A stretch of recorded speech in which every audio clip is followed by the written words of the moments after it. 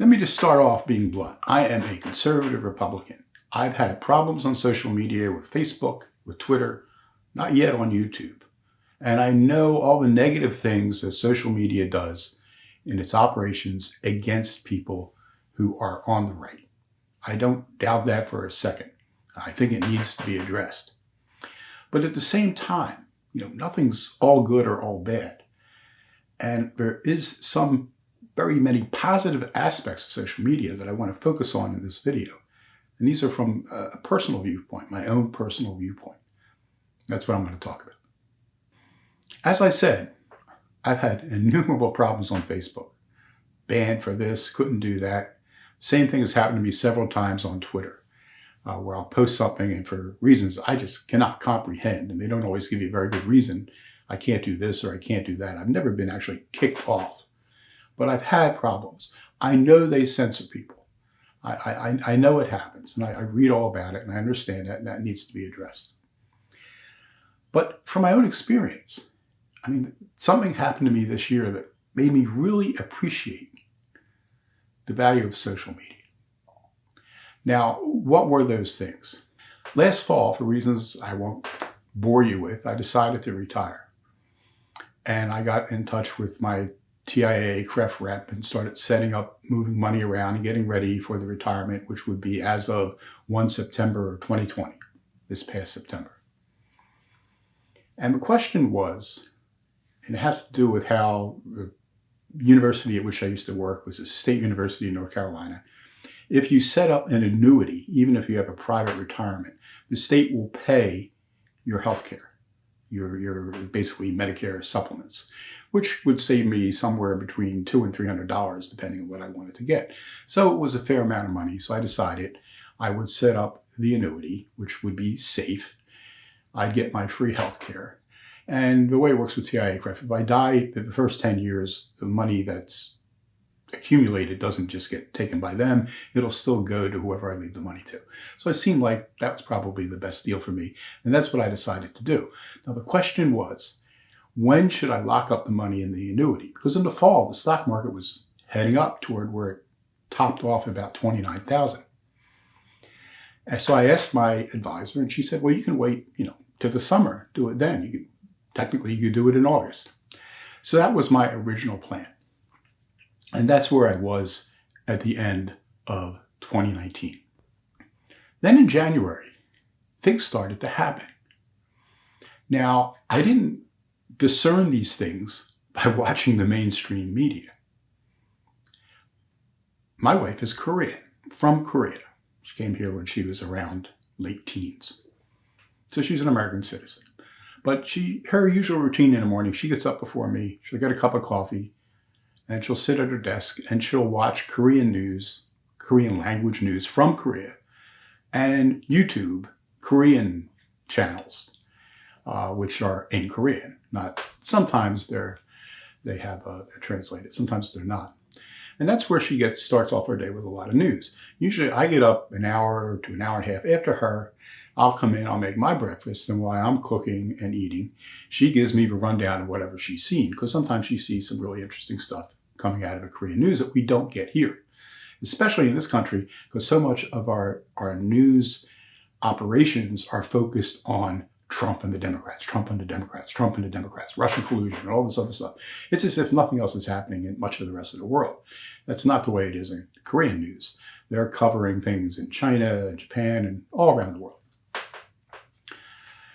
Now, about this time, she started telling me that she was seeing things on these Korean YouTube channels about some kind of virus epidemic that had broke out in Wuhan, China. Now, at this point, I wasn't seeing anything in the American news. This is early to mid-January. But the Koreans were coming in from China, or coming back from China, and going back and forth. And it was all over the Korean news. And they were starting to see cases. And then they had reports from people in Taiwan. There were reports from people in Hong Kong. And I was seeing all this news. And then I started searching for it on YouTube myself and in other places, finding some other things. Now, about the same time this is going on, I'm on Twitter, and one of the things I'm interested in is the Middle East. It's what I used to teach about, the U.S. and the Middle East for decades. And I follow a lot of people who are either they're Iranian Americans, Iranians living in Europe. They have relatives in Iran, or they have connections in Iran. And sometimes the stuff is in Farsi. A lot of it's in English, but there is a Farsi translator on YouTube. So I can watch what's going on in Iran because I'm interested in what's going on internally in Iran and externally as it might influence the United States or foreign policy or military conflict. These are topics of interest to me. And as I was watching these Iranian-linked sources in the Western world, I started picking up on things that Iranians inside Iran were complaining about. And this is when the virus was starting to spread. And there was a point where the Europeans started blocking flights from China. And the Iranians were basically, and this wasn't talked about in the Western media, the Iranians were flying the Chinese into Tehran and other cities in Iran, and then into Europe. And the Chinese who were stranded in Europe were being flown out of Europe to Iran and then taken to China. So basically the Iranians were outflanking the European efforts to prevent the Chinese from coming in, and they were flying them in. And one of the main airlines was this Mahan Air, which is actually run by the Republican Guard Corps. And the Iranian people who were talking about this were upset because there were rumors that this virus was spreading inside Iran, that these Chinese were coming in and bringing the virus with them and infecting Iranians. And of course, as we know, Iran's really been racked by this virus because initially they didn't respond to it, because to respond to it would have to admit that they were doing what they were doing, and they wouldn't admit that, so nothing was getting done, and the bodies started piling up. We don't really know. We know the official figures the Iranians put out, but apparently it was much worse according to most of these other groups. So I'm getting all this information. Meanwhile, when I turn on the American media, all I see is impeachment.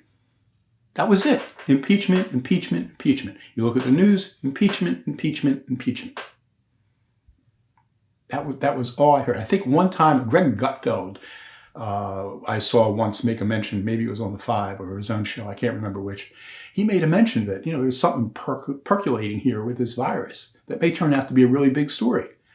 That was in January. Tucker Carlson mentioned it one night. In any event, with all these things going on, I'm getting ready to retire. And I've got to move my money into an annuity. Because if a market goes down, I'm going to get slaughtered waiting around. Because at this point, it's around 29,000. And I was hoping it would go up a little higher. Higher it goes, more money I'll get when I switch into the annuity. But I started thinking, now I'm not going to say that based on what I was seeing, I foresaw what was going to happen in this country. But what I did foresee was that if China was getting hit as hard as these Iranian and Korean sources were saying, and China is so central to the global economy, that if these stories were true, or even partially true, the stock market would take a dive. So on the 23rd of January, I still have an email on my account. 23rd of January, I emailed my advisor from TIAA-CREF, and I said I wanted to lock it into the annuity now. 23rd of January. That was before Senator Burr infamously had his briefing and moved stuff out of his stock. So even Burr, with the help of a CIA briefing about what was happening, didn't understand what was happening sooner than I did, relying on basically YouTube and Twitter primarily, though I didn't see much of anything on Facebook. So I moved my money out, and of course, it took a couple days for the process actually was locked in. But right after that, the market just started to dive. It went from like 29,000 to 19,000 or something like that. Now, it's since almost recovered all the way. But the thing is, if I had waited and then moved it in later, I could have lost as much of a third of my retirement. Or maybe even have to rethink retiring at all, which is something I did not want to do. I was just fed up with work and I wanted to get the hell out of there. But I moved the money while it was still at 29,000, and basically I didn't lose anything. Matter of fact, in late April, my advisor called me and she said, what did you know? How did you know what was going to happen? Because apparently the other people she was dealing with were moving theirs around until it was too late. And I explained to her, it was, primarily Suli, my wife, who's Korean, and what I was seeing on Twitter from Iranians. I mean, these are the two sources of news that led me to make the right financial move. I'm not a financial expert. I don't read the Wall Street Journal for finance, Barron's or Bloomberg or any of these other things. I don't watch CNBC or Fox Business. I don't watch any of these things. I really don't pay much attention to the market. But here I'm making these better market decisions than these financial experts. And what was the information I had? It was information from YouTube, Korean YouTube primarily, lesser other sources of YouTube, and Twitter. So, this really struck me, and that's why I want to say something positive about social media. Positive in the sense that whatever its problems, they pale compared to the problems in the mainstream media, which is even worse. I think it's really disgraceful to think about the reality. If I had relied on the American media, television, radio, and print, New York Times, Wall Street Journal, I would have lost about a third of my retirement. And the only reason I didn't was because I made decisions based on what I was seeing on YouTube, and Korean language YouTube channels, and Twitter.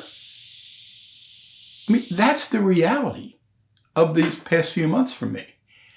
And as someone who's, studied American politics and, was even temporarily a pre-journalism major, to think about how much the American media has let us down because of their focus on Trump, on Russia, on impeachment. Meanwhile, the global economy was collapsing, and by the time anybody in this country who relied on them knew it, it was too late. Other than for people like once the senators on the Intelligence Committee, they apparently had a hint of what was coming, but I knew before them. I don't have a clearance. I don't work for the CIA. I'm not intercepting Chinese communications or something like that. I'm watching YouTube and Twitter. How is it that I was able to make a better financial decision than earlier than people who have access to classified information? This makes no sense. So I think when we look at social media and we dump on social media for being, slanted, for censorship, for their algorithms and all those things, all of which are true, all of which need to be addressed, we need to keep in mind that as a news source, they're nevertheless in many ways better than the mainstream media. I wouldn't say mainstream media, I should say all the media, because this includes Fox News. They were all focused on impeachment. They were useless, essentially. If you weren't interested in impeachment and looking at all the other things going on around the world and coming in, you weren't going to learn anything there. You would be much better understanding what's happening in the world if you just watch YouTube and Twitter and to some degree Facebook. And I think that's a damning indictment of the American media.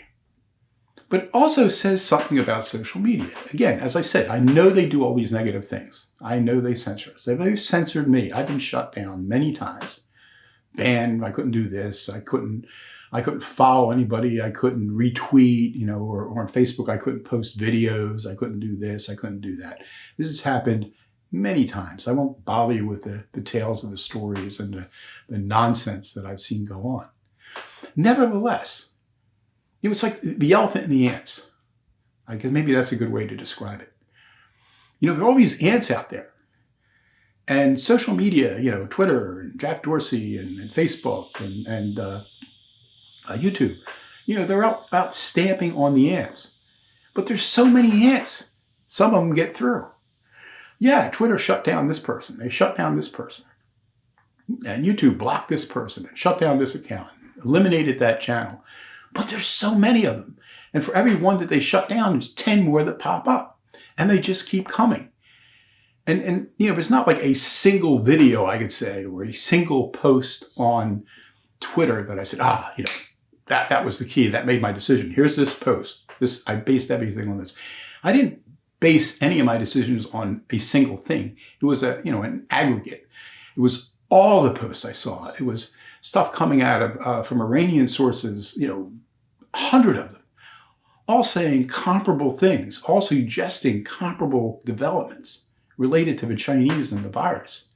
The same with the stuff that I saw on YouTube or Korea. People, the film they had gotten out of people walking down the street, dropping dead on the street, or at least going unconscious on the street. Bodies being carried around, people being thrown into vans and locked in, nailed inside their houses. And I'm watching all this stuff. And no individual thing gave me the idea that, something bad's going to happen. But if you look at the aggregate, you look at all these little pieces of information, and you assemble them in your own mind, I ultimately made the right decision that saved, my retirement would have been 30% lower than it is. I've since retired because of what I saw there. Whereas if I had relied on the American media, I would have lost all that money. I would have lost a third of my retirement because they're useless. When the American media slants things with a narrative, nothing leaks through because, you go to CNN or MSNBC or even Fox, they're all going to tell you what they want to tell you. Nothing gets around the corners. There's nothing seeping through the seams. Whereas on Twitter, Facebook, and YouTube, although they're stamping on the ants, there are other ants getting through. And actually, my conclusion I've come to, that I'm much better informed from Twitter about what's happening in Iran than I am from anything in the American media. I was much better advised about what was going on with the coronavirus from YouTube and from Twitter, lesser degree Facebook, than I was from anybody in the American media. Right-wing, left-wing media, it doesn't matter. Because the media controls the narrative far more than Jack Dorsey can control the narrative on Twitter. So you're much better off relying on social media, whatever its faults, than you are on the American media. I guess that's the conclusion that I've come to. They're both left-wing. They both push the narrative. But the mainstream media can control that narrative in a way that social media cannot. There's just too much out there. There's too many points of information coming in. If you look at MSNBC or CNN, you can get an editor and say, well, we're not going to cover the story. We're not going to show video of what's going on in Portland because we have a narrative that's mostly peaceful protest. So we won't show that video. But you go to Twitter and there's 6 or 7 people posting videos of what happened. And you can find out there. Now you have to learn who these people are. You have to, find the one and find out who follows him and then who he gets his stuff from. And you got Andy No and you got a couple of others. There's like 3 or 4 that I watch pretty closely. And you'll see what's going on in these cities. You'll see the pictures of, here's this guy in Portland.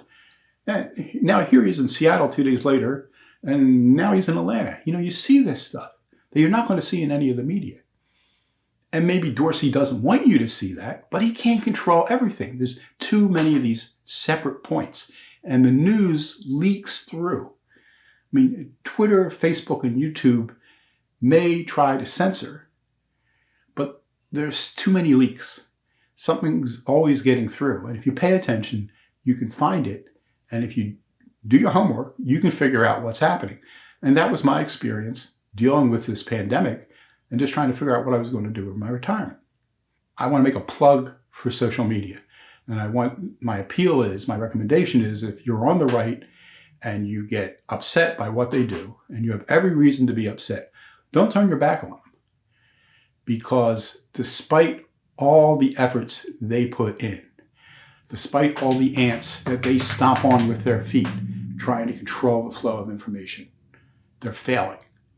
The information gets through, and you just have to learn how to identify it, find it, edit it yourself into your own narrative, and pursue that. What do you think? Leave a comment for me. If you like the video, give it a thumbs up. Subscribe to the channel, hit the notification button so you know when I post new videos. Share the video with your friends. Let them know what, if you think like I do, let them mull this over. And always remember, stand firm, stand tall, resist the resistance. And you do that by keep fighting. Keep fighting.